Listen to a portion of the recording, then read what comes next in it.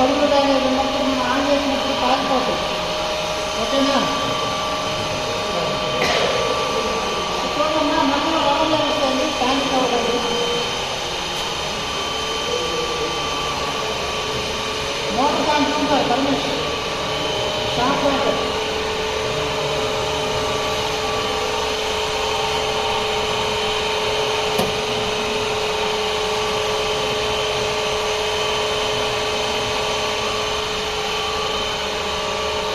ఓకేనా?